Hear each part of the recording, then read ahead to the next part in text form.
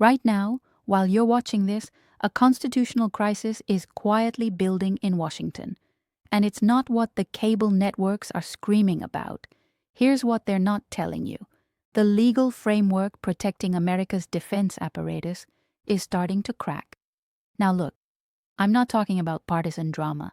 I'm talking about a structural vulnerability that's been exposed in the last 72 hours. A vulnerability that could reshape how America defends itself for the next decade. And by the time most people realize what's happening, the damage will already be done. Let's be real for a second. While the mainstream media is obsessed with who said what in a courtroom, the real story is buried in the fine print of national security law. See, there's this assumption most Americans have, that our military secrets are protected by some impenetrable system, that there are layers of security so tight, so redundant, that nothing slips through. But what if I told you that assumption just got tested and it failed? Because right now, a legal precedent is being set. One that doesn't just affect one man or one trial. It affects every future administration's ability to control classified information. And the clock is ticking. Now, I know what you're thinking. You've heard about this case, you've seen the headlines, Trump, documents, Mar-a-Lago. It all feels like noise at this point, doesn't it? But here's why you need to pay attention right now. In the last 96 hours, something fundamental shifted. The defense strategy that Trump's legal team has been building for months, the argument that he had absolute authority to declassify anything he wanted, that these documents were essentially his property, it's collapsing, not because of public opinion, not because of media pressure, but because of evidence, cold, hard, documented evidence that prosecutors just dropped into the public record. And that evidence doesn't just threaten Trump. It threatens the entire concept of how classified information is handled at the highest levels of government. Let's start with what actually happened. And I mean actually happened, not the Twitter version or the cable news spin. Federal prosecutors, led by Special Counsel Jack Smith, have been systematically dismantling Trump's defense brick by brick. We're talking about documented patterns of behavior, storage violations that were photographed, obstruction allegations that now have text message receipts, audio recordings, and witness testimony from Trump's own employees. This isn't circumstantial anymore. The evidence includes photos of classified documents stored in a bathroom, in a ballroom, stacked in boxes next to a stage where events were being held. We're talking about documents marked TSSCI, that's top secret, sensitive compartmented information. The kind of intelligence that, if compromised, could get human sources killed. Now, you might be thinking, okay, so what? Politicians get accused of stuff all the time. Fair, but here's the twist. This isn't about a technicality or a process crime. The defense strategy that Trump's lawyers have been banking on, executive privilege, the idea that a president can declassify anything just by thinking about it, the claim that the Presidential Records Act gives him ownership, every single one of these arguments is being systematically demolished. And here's why that matters. Trump's lawyers recently filed a motion arguing that the Espionage Act doesn't apply because he declassified these documents while still in office. The problem? There's no paperwork, no memo, no witnesses who can confirm this actually happened. In fact, multiple witnesses have testified that Trump never went through any declassification process. His own chief of staff, his own national security advisor, people who would have been involved in any legitimate declassification, they're saying it didn't happen. Believe it or not, the collapse of this defense doesn't just affect Trump. It rewrites the rulebook for every president moving forward. Because if a former president can't argue he declassified documents by thinking about it, if there needs to be an actual process with documentation and witnesses, then the entire doctrine of executive declassification authority needs to be clarified.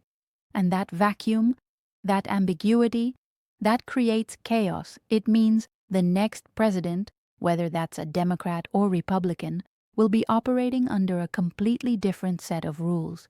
It means that the intelligence community, the military, Congress, everyone who deals with classified information, needs to reassess how they interact with the executive branch. This is a fundamental restructuring of power dynamics in Washington, and it's happening in real time. Let me give you a specific example of why this matters. There's a document in the indictment, one of the most sensitive pieces of evidence. It's described as a Pentagon plan to attack a foreign country. Trump allegedly showed this document to a writer and a publisher at his Bedminster Golf Club in July 2021. Here's the key detail. On the audio recording of that meeting, Trump himself acknowledges that the document is classified. He says, and I'm paraphrasing here, "As president, I could have declassified it, but now I can't." That statement, captured on tape, destroys his entire defense. It's an admission that he knew these documents were still classified, that he understood the limitations of his authority after leaving office, and that he showed them to people without security clearances anyway. This isn't a he said, she said situation. This is Trump's own words on tape, contradicting his legal defense. Now here's where it gets even more complicated. Trump's lawyers are now trying to argue that the Espionage Act itself is unconstitutional as applied to a former president. They're saying that prosecuting Trump for retaining national defense information violates the separation of powers, that it infringes on executive authority. Legal experts across the political spectrum are calling this argument a Hail Mary. Why? Because the Espionage Act has been used to prosecute government officials, military personnel, and contractors for over a century. It's been upheld by courts repeatedly. The idea that a former president is somehow exempt from laws that apply to everyone else with security clearances, that's not a legal argument, it's a political one. And judges don't tend to respond well to political arguments dressed up as constitutional law. But that's not even the craziest part, because while Trump's legal defense is falling apart in Florida, there's a much bigger story unfolding behind the scenes, a story about how this case is already changing America's relationship with its closest allies. Let's zoom out for a second. Here's what defense analysts are quietly freaking out about behind closed doors. America's allies, NATO members, Five Eyes partners like the UK, Canada, Australia, New Zealand, they're watching this case like hawks. Why? Because the documents allegedly mishandled. Some of them contained intelligence shared by foreign governments. This is the stuff that makes intelligence sharing work. If the UK's MI6 intercepts a communication from a hostile actor, they share it with the CIA under the assumption that it will be protected with the same rigor they would apply. If Israel's Mossad provides human intelligence from the Middle East, they do so trusting that the information won't end up in unsecured locations where foreign adversaries could access it. That trust is the foundation of the entire Western intelligence apparatus. Now look, if you're France or the UK and you see that the US can't even secure its own former president's storage room, what does that tell you? It tells you that sharing your most sensitive intel with Washington just became a liability. And we're already seeing the fallout. There are whispers in Brussels, delays in intelligence briefings, allies starting to compartmentalize what they share with us. This isn't hypothetical. Multiple intelligence officials speaking on background to reporters have confirmed that foreign partners are reassessing their information sharing protocols with US agencies. Some are adding additional restrictions. Some are limiting the distribution of their most sensitive intelligence within American systems. This is a slow-motion crisis that doesn't make headlines, but it degrades America's ability to operate effectively on the world stage. Let me give you a concrete example. During Trump's presidency, there was an incident where he allegedly revealed highly classified information to Russian officials in the Oval Office. The information reportedly came from an Israeli intelligence operation in Syria.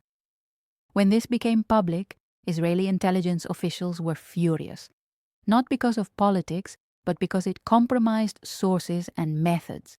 It made them question whether they could trust the US with their most sensitive material. Now, imagine that scenario, but extended across every Allied intelligence service. Imagine the UK deciding they can't share signals intelligence about Russian military movements because they're worried it might end up in boxes at a private club. Imagine Australia withholding information about Chinese naval activities because they can't guarantee it will be properly secured. The cumulative effect of this erosion of trust could take decades to repair. And here's something most people don't realize. Intelligence isn't just about spy versus spy games. It's about preventing terrorist attacks, tracking nuclear proliferation, monitoring cyber threats, understanding economic espionage. When intelligence sharing breaks down, people die, threats go undetected, adversaries gain advantages. This isn't abstract. During the War on Terror, intelligence sharing between the US and European partners stopped multiple attacks. The 2006 plot to blow up transatlantic flights was foiled because of British intelligence shared with American agencies. If that trust erodes, if allies start holding back information, the next attack might not be stopped in time. There's another layer to this that's even more concerning. China and Russia are watching this entire saga unfold, and they're taking notes. They're seeing that the United States is struggling to manage its own classified information security. They're seeing political polarization that makes it difficult to hold powerful people accountable. They're seeing institutional weakness. And they're adjusting their strategies accordingly. You can bet that Chinese intelligence services are analyzing every detail of this case to understand vulnerabilities in American security protocols. You can bet Russian intelligence is looking for ways to exploit the chaos. This case has become a case study for adversaries on how to identify and exploit weaknesses in democratic systems. And here's where it gets really dangerous, because the legal implications and the national security fallout, those are just the beginning. The political shockwave that's about to hit could make everything else look like a minor tremor. Let's talk about the elephant in the room. Trump is running for president again. And this case? It's not slowing him down. In some polls, it's actually helping him. His base sees this prosecution as political persecution. His fundraising has skyrocketed since the indictment.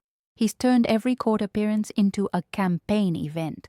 The mugshot became a meme, a rallying cry, a symbol of defiance. Now, regardless of your political views, you have to admit this creates an unprecedented situation. We have a major party frontrunner who is under federal indictment for mishandling national defense information, facing potential decades in prison if convicted, and he's leading in early primary polls. This isn't normal. This has never happened before in American history. But here's the trap that everyone's walking into. What happens if he wins in 2024? While this case is still active, can a sitting president pardon himself? The legal answer is, we don't know. There's no Supreme Court precedent. There's no clear constitutional text that addresses it. Some legal scholars argue that no one can be a judge in their own case, so a self-pardon would be invalid. Others argue that the pardon power is absolute and unreviewable. This ambiguity means that if Trump wins and pardons himself, we'd immediately face a constitutional crisis that would end up before the Supreme Court, and whatever the court decides would set a precedent that lasts for centuries. But let's say he doesn't pardon himself. Let's say he tries to shut down the prosecution by ordering the Attorney General to drop the case. Can he do that? Again, we're in murky constitutional waters. The Justice Department has a policy against indicting sitting presidents, based on the idea that it would interfere with their ability to govern. But what about a case that was already underway before they took office? What about a case involving conduct that occurred before their presidency? These questions have never been answered. and the way they get answered could fundamentally alter the balance of power between the executive branch and the rule of law. There's another scenario that keeps legal experts up at night. What if Trump is convicted before the election and he still wins? Could he govern from prison? The Constitution doesn't require the president to be free from incarceration. There's no law that says a convicted felon can't be president. It's one of those things the founders probably never imagined they'd need to address. So technically, theoretically, you could have a president serving their sentence while also serving their term.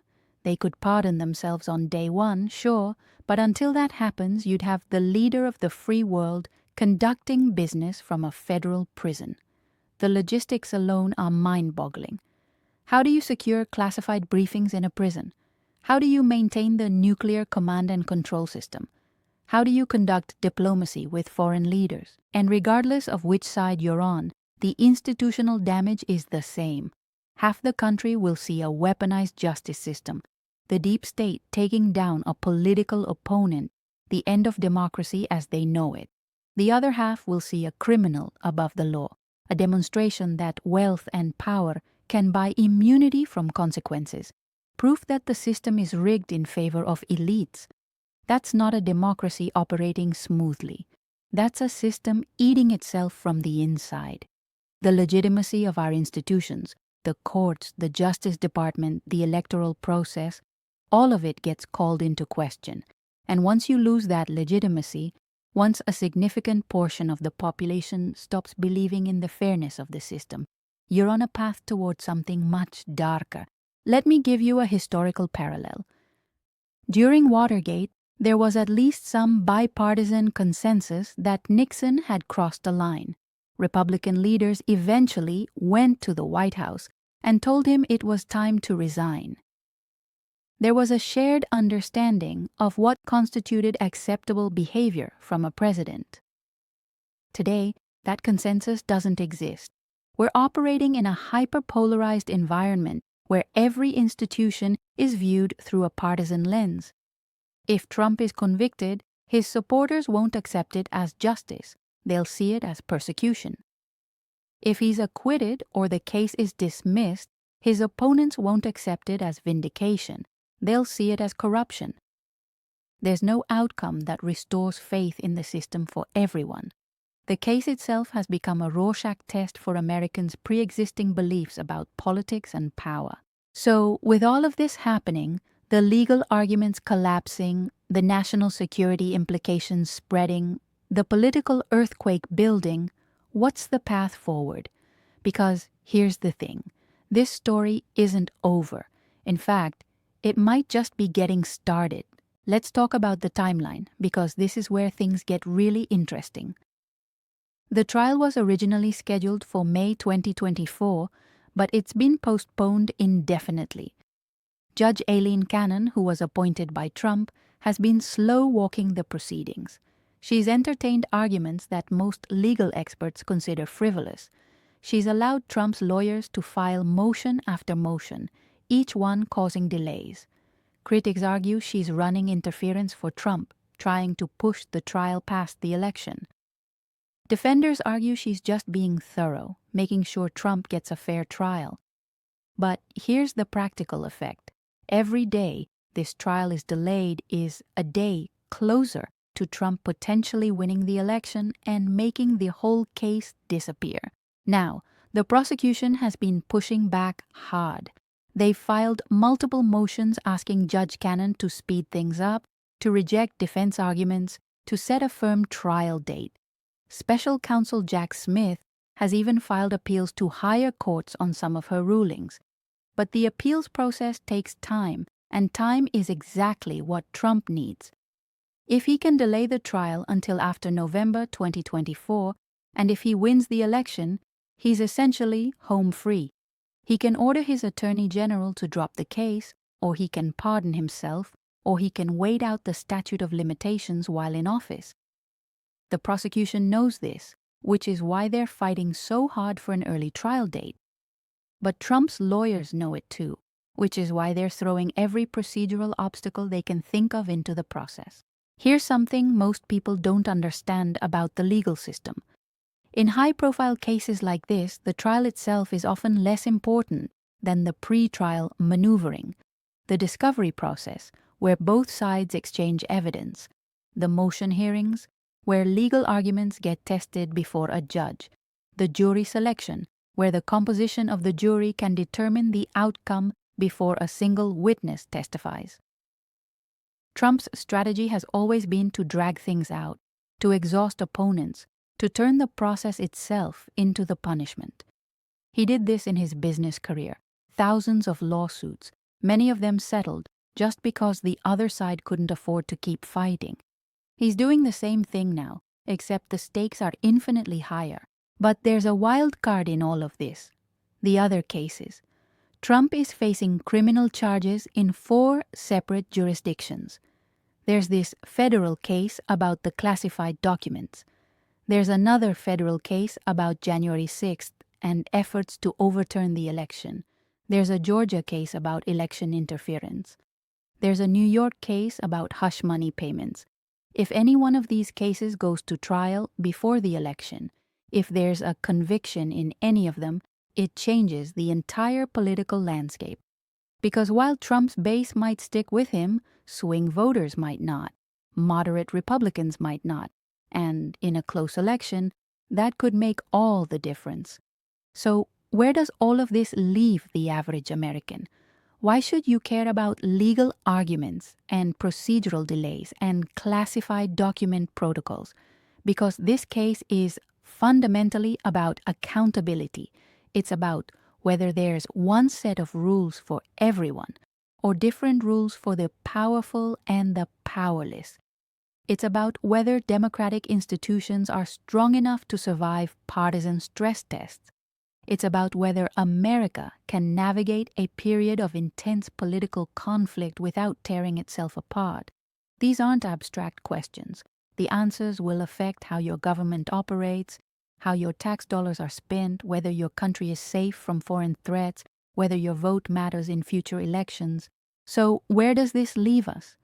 Here's the reality. This case isn't just about guilt or innocence. It's not just about Donald Trump, even though he's at the center of it. It's about whether America's legal system can handle the collision of national security and presidential power in the 21st century. It's about whether centuries-old constitutional frameworks can adapt to challenges the founders never imagined. It's about whether political polarization has reached a point where we can no longer agree on basic facts, let alone basic principles of justice. And right now, the framework is buckling under the pressure. We're in uncharted territory, and the decisions made in the coming months will echo for generations. If you want to track how this unfolds in real time, I've linked a breakdown of the actual court filings in the description. No spin, just the documents. The indictment itself is public. The defense motions are public. Read them yourself. Form your own opinions. Don't rely on anyone, including me, to tell you what to think. Do your own research, follow the primary sources, and come to your own conclusions. Because this is too important to outsource to talking heads and partisan narratives. Otherwise, just keep a close eye on the next pre-trial hearing, because the judge's decisions there will tell us a lot about where this is heading. Because what gets decided in that courtroom in Florida won't just determine one man's fate. It'll determine whether the next president, whoever that is, can ever be held accountable again. It'll determine whether classified information still means something in an age of political warfare. It'll determine whether American democracy is resilient enough to survive its own internal contradictions. These are the questions we're answering right now in real time, whether we realize it or not. And the answers we arrive at, they'll define what kind of country America is for decades to come. So pay attention, stay informed, and don't let anyone tell you this is just another political scandal that'll blow over, because it won't. This is history, unfolding right in front of us, and we all have a stake in how it turns out.